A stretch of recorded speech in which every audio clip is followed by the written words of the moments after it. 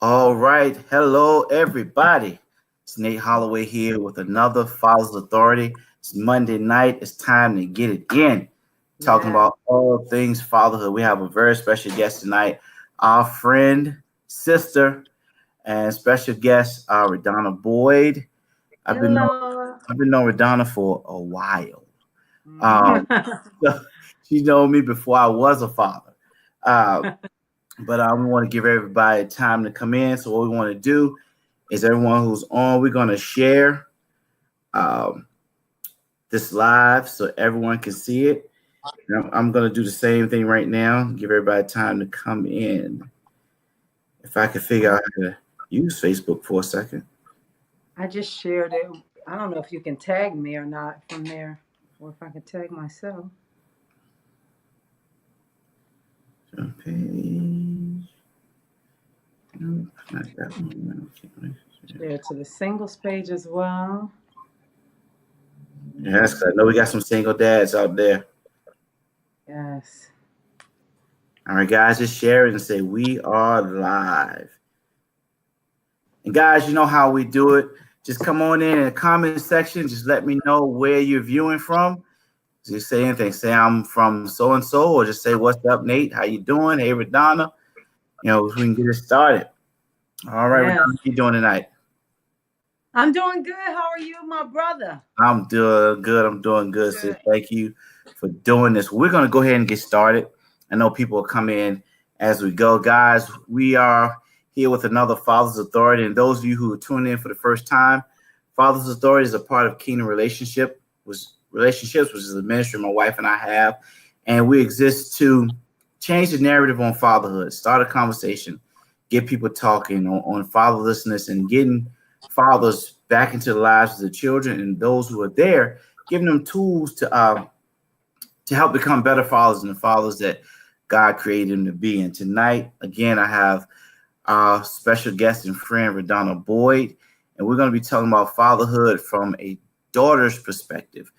Yeah. Oftentimes, we talk about fatherhood from the perspective of the father, and we never hear it from the children's perspective on how their father impacted them and what fatherhood means to them. So that's what we're gonna talk about tonight. So, Ro, Yes. tell us a little bit about yourself and just about you first, and then we're gonna get into everything else. Okay. All right. Well, I am Rhodonna Boyd. I'm a speaker, author, singer. I do some ministry things, some things in real estate. I am the fourth of six children, and I actually definitely did up in the family in the household with both my parents. My father was a pastor actually, and we sang. He went around with us, all of that. And I'm just a person who is here trying to inspire people to live their best life, really live to the maximum of what God called them to be and to do, whether that's working out or eating a certain way or ministry or business, whatever that is. Like, I just really want to encourage and inspire people to live their best life and to really just enjoy life because we should enjoy it. That's good, and y'all, she can sing, sing with sing like they're playing on it in church. Hey, but Ro, tell us about your life growing up with your father. Okay. I my life, my I had both parents, like I said, in the house, and my father was a pastor. My father always there are certain my father's now deceased, but he passed away when I just before I turned 18. So I had him all of my years until it was time to go away to college almost. And some of the memories that I have are him sitting at the table. He read a lot. He watched the news a lot. I felt like my father knew everything. Like I could ask any question and he knew the answer, even though now I know, that's not really true. And as I got older, it's not. But he was definitely somebody I could come to and ask questions, and somebody who dropped nuggets of wisdom, when I was either doing the wrong thing or just in talking, things that I recall, as I get older at different points in my life. I'm like, oh man, I really got a lot from my father. You don't really think of it when you're growing up, Hmm. but once you get older, you realize the impact and the necessity of and the appreciation as well of having a father. That's good. That's good. Yeah, you do. I didn't have my father growing up, but I had my godfather who practically raised me and Okay. father figures. But to this day, I hear when I'm trying to make decisions or when I'm doing something, I hear his wisdom and I hear his words, especially when I'm doing stuff with Caleb and doing stuff with Caleb. I hear the words of my godfather and those mentors that Yeah. in my life growing up. You hear those words and it Oh helps you yeah. make decisions because when you're young and they're telling you that you think, oh, you're just trying to run my life and do this, but as you get older and you start making critical decisions, the words of your father followed you, and then they start Yeah. coming up, yeah, and Right. affect you in a good way. Yeah. Yeah. Yeah. Absolutely. I agree. So, what does fatherhood mean to you? When I think of fatherhood, what it means to me is I think the biggest thing for me is identity. Okay. I know, something like us being able to, when a woman marries a man, or and we take on the husband's name, the children take on the father's name, and it's a part of saying who we are. And so I feel like a part of what I think of when I think of fatherhood is identity, and a big other part is really security, and that is not just in like physical security, like, oh, my father will protect me, but security, almost like an emotional security, is the best way that I can describe it. But just feeling like you have a safe place to run to, in your father. That's what I think about when I think of fatherhood: identity and security. That's good. That's good because a lot of times we don't realize how much the effect of a father has on the daughters Yeah, identity. We look at absolutely. it, a lot of times you look at it as the mother sets the Yeah, identity for the daughter, but it's really the father who sets the identity for the daughter because of he teaches her her worth by how yeah, he treats her and teaches her who she is and who she has to demand that a man or person treats her. So, and yeah. it shapes who she becomes because of what her daddy says that she is, Right. what her daddy says she should accept, what her daddy says she's worth. Now, mom teaches her the femininity, how to be a lady. And mom, now I'm not saying moms don't teach valuable Yeah, lessons, but father shapes that because he teaches her her value and how she should yeah, be treated. Let me ask, absolutely. what's the best part of having a what was the best part of having a father?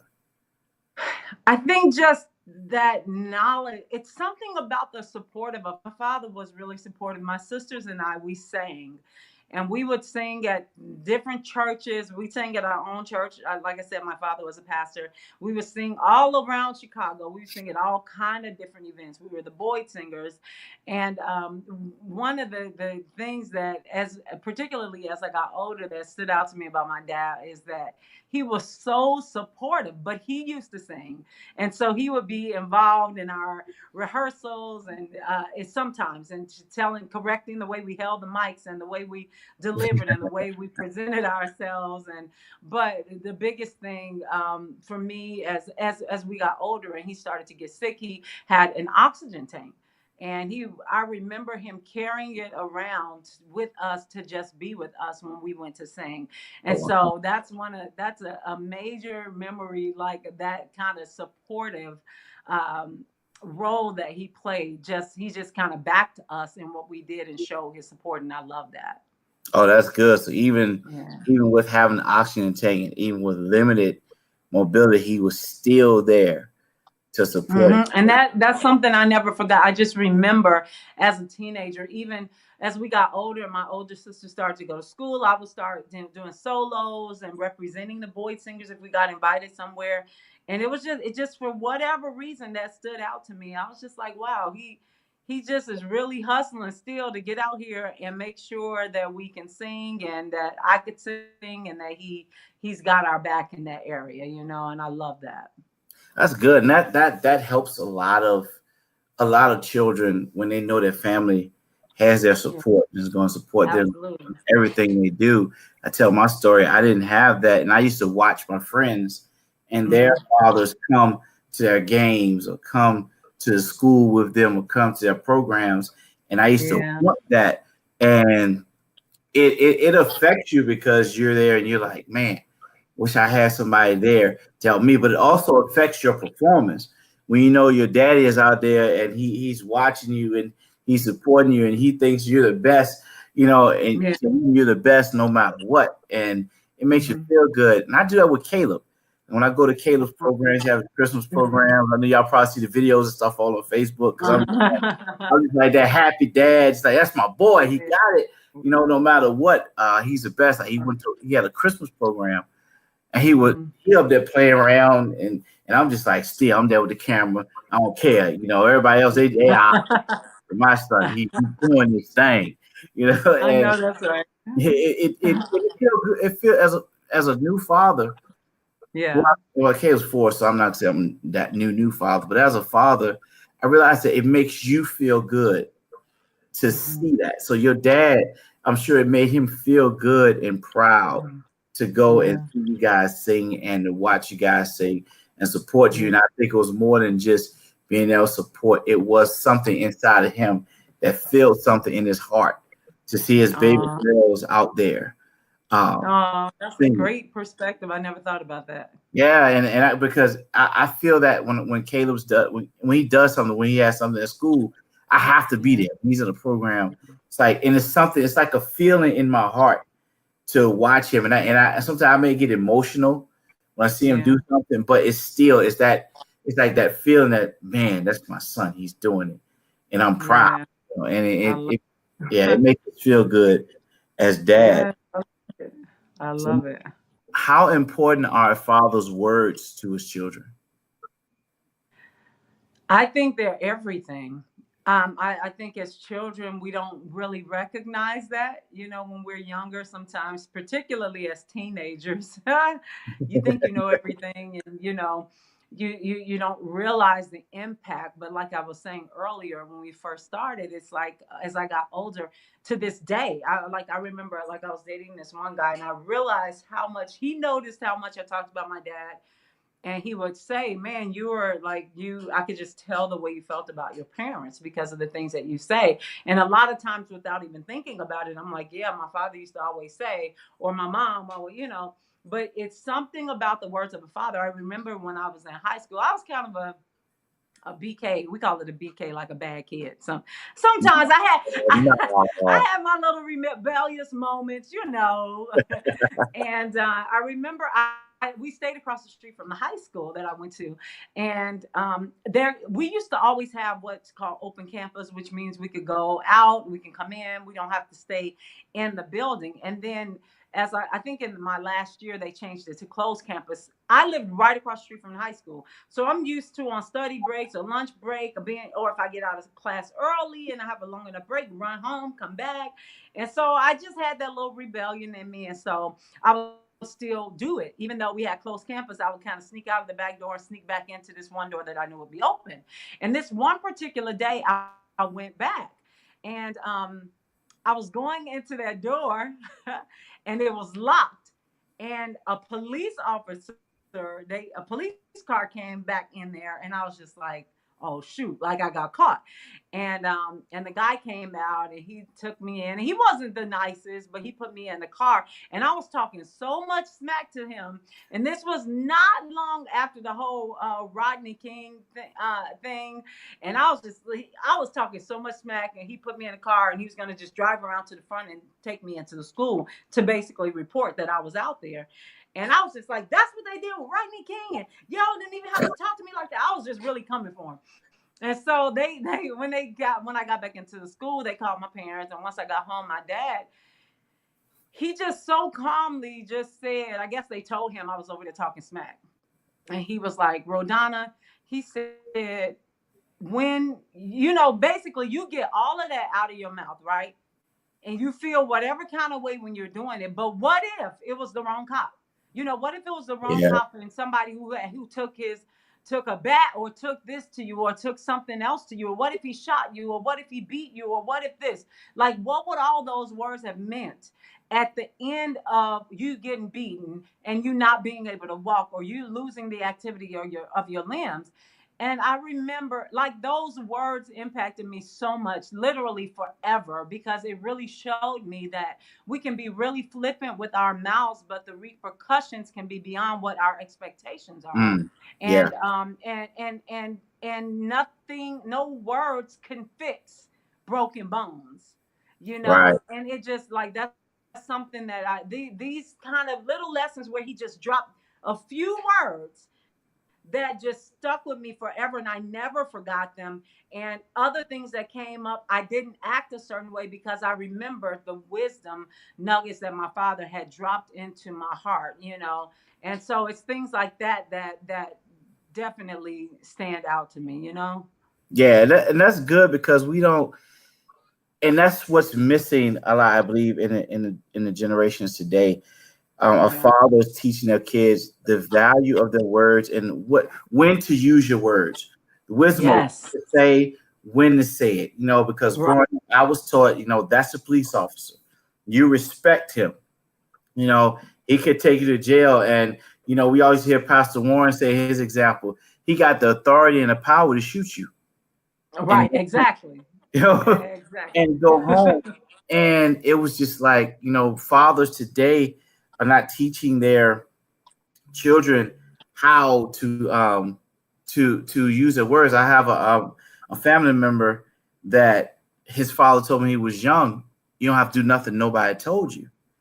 Hmm. And growing up, he was in and out, in and out, in and out of jail system because his father said, you know, and it's like just you say anything when stuff happens, you say anything. I was taught by my godfather, you don't have to fight. You can talk or you can just walk Yeah. away. You could choose Yes. to Yeah. fight or you could choose to walk away and Hmm. leave that person over there just arguing with themselves because nobody's gonna argue with themselves forever. And so Right. Exactly. that's what we need to teach our kids today, how to Yeah. understand wisdom, using wisdom when you're speaking to someone, if you're in a situation. And it's good you gave that example because a lot of kids today don't know how to just be quiet, listen, Yeah. calmly use your words and get your point across. Right. But you gotta be like, hey, you ain't gonna stop me. I know Right. you're right. Yeah, you know you're right. Yeah. But still, just calmly take a breath, try to Right. say, woosah, and then Right. get your point across after you figure out the situation. And that's good that your dad taught you that. We need more fathers teaching Oh that man. Yeah. kids out here. So let me ask you, what do you think is the best way that a father can impact his daughter? For me, the first thing that comes to mind is inconsistency. It's being consistent. Hmm. I think just the presence of a man just has such an authority, which I hadn't used that word earlier, but that's another thing that I feel like fathers represent authority. But I think something about the authority of a man and his presence and the consistency of that presence that shows a woman or a girl that I'm loved by my father. My father has my back. I know that I can come to my father. I know that my father will be here for me. And the way that you know that is because consistently he's been just that. And I think consistency is powerful in any relationship, but it's greatly impactful for a man, a father, to be consistent in the child's life, and particularly a female, because we eventually we are going to look for our father, whether our father was good or bad to us. Hmm. We're going to look for our father in a man. And Hmm. whether we realize it or not, and whether we do it on purpose or not, we just naturally kind of tend towards those characteristics that we saw in our dad. And I think that the consistency also teaches a woman that she should have consistency in a man, that it shouldn't be all over the place. It should be that I can depend on a man, or he can be there. I feel like consistency is such a huge thing that I feel like I I shouldn't say that I need it because I got it, but that I feel like is necessary for a daughter to see from her dad.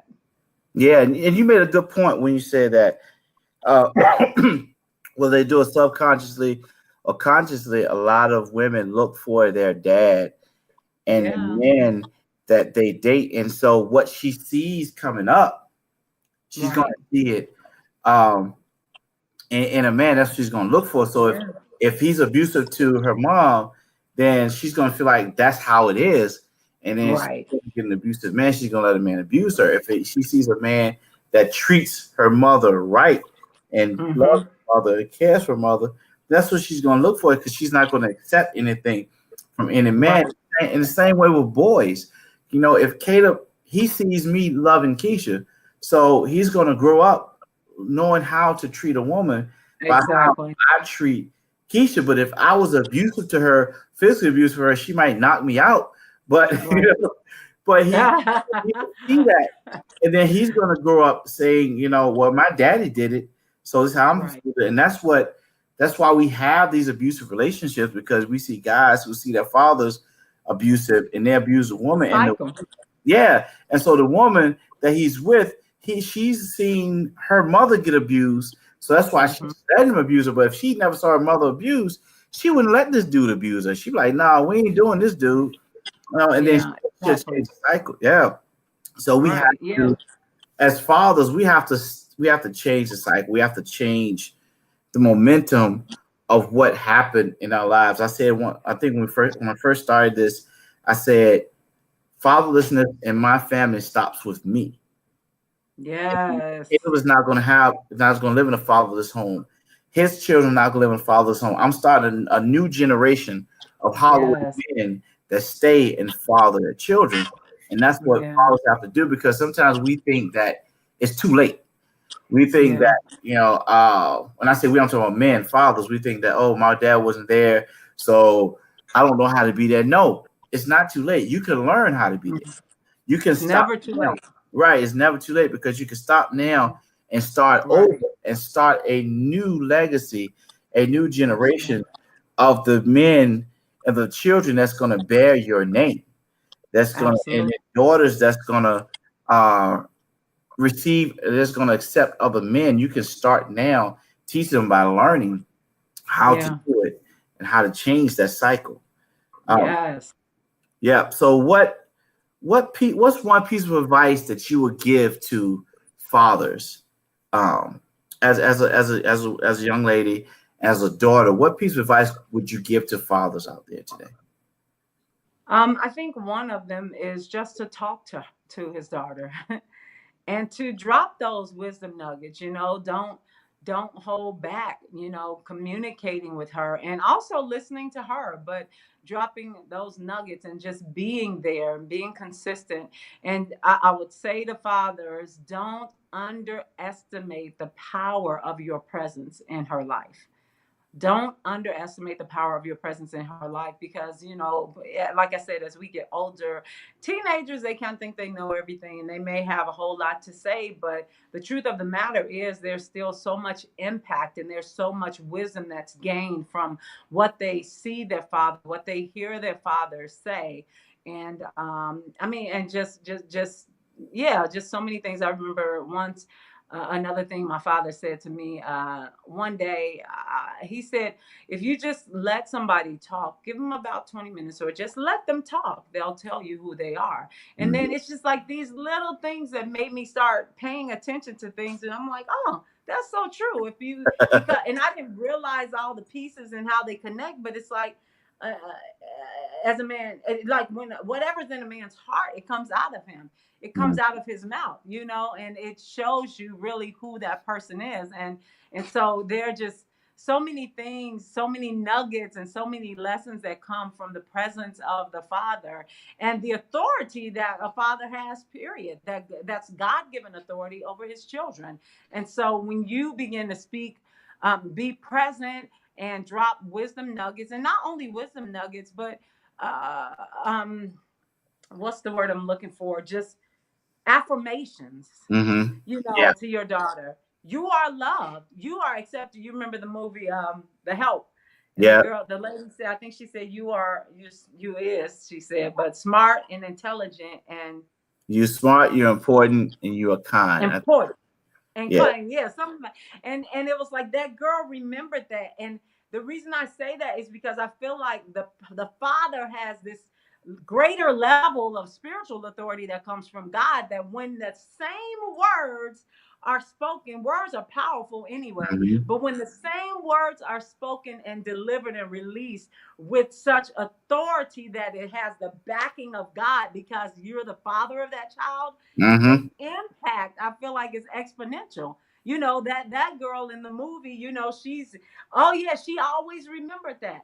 But it's like an extra punch, an extra power behind the power of the father, the words of the father, because he has this spiritual authority over his children, that he can release things that, we think about in the Bible days, the different stories and the blessings at the end of Yep. a man's life that they decree over their children. And it was so powerful and acknowledged then that, I think it was Jacob and Esau, they're going back and forth trying to make one of them Yep. trying to get the blessing. Why? Because they know that when the father releases a blessing over the children, it really is going to be a blessing released over them for the rest of their lives. So I think that is so important. If I could say anything to the fathers, is to be present and to speak life over your daughter, because it makes a difference. What you speak over her, she'll receive from others, and what you don't, what you won't allow others to speak, and what you won't, she won't receive. So if you're telling her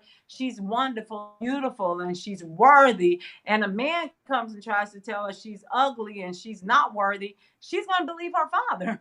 Right. Yeah. So, that man, she's just actually not going to believe him, because kids believe their parents. It's just as simple as that. It's a powerful spiritual dynamic, in my opinion. And yeah. And so that's what I would say to the fathers for sure. That's good. And you said some key things. You were talking about um, just speaking affirmations and how in the Bible days the blessing of that the Father spoke of his children. It basically meant life or death to them. If you look at Yeah. John the Baptist's father, I think it was Zechariah, I believe it was. Hmm. The angel shut him up Yes, that's a good one. Yeah. because he couldn't, because if he had have spoken doubt, then John the Baptist would have never been born. So Yeah. his words so powerful that his mouth was shut for 9 months until the baby was born, so he couldn't speak against it, because the words of the father go into the future of the children. And that daughter, Yeah. when you're speaking to your daughter, it makes her, your daughter, the guy could come to a daughter who has a father there, and he could be like, I'll do this for you. She's like, my dad already do that. you know what can, what can you do that my dad can't do? You got some big shoes to fill. You got to fill Yeah. my dad's shoes. And Hmm. that's important, I think, for Yeah. fathers to set that precedence for daughters, Oh, to yeah. set that standard. If a father Hmm. set that standard for the daughters, it would lower I believe it would lower teenage pregnancy.